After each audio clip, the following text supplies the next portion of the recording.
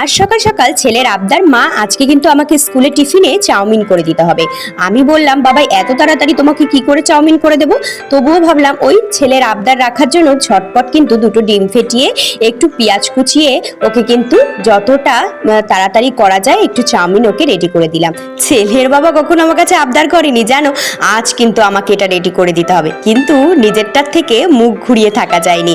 ঝটপট ওকে একটু চাউমিন করে দিলাম, সাথে অল্প একটু দিয়েছি। ওই দেখো টিভি দেখবে আর বিছানায় বসে খাবে। যদি বলি বাবাই চল বাইরে বসে খাবি, তাহলে খাওয়া মাথায় উঠে খাওয়াটাও বন্ধই হয়ে গেল। এদিকে ফ্রিজ থেকে একটু মাছ বের করে বাইরে রেখে এসে অল্প একটু চাউমিন ছিল, আমি একটু খেয়ে নিলাম। ওই যে বোনের বাড়িতে গেছিলাম মুরগি আনতে, তখন কিন্তু আমার বোন অনেকগুলো কলমি শাক দিয়ে দিয়েছিল। আর এদিকে আমি ভাতটা বসিয়ে দিয়েছি, আর এদিকে মাছগুলো নুন হলুদ মাখিয়ে মাছগুলো একটু ভেজে নিলাম।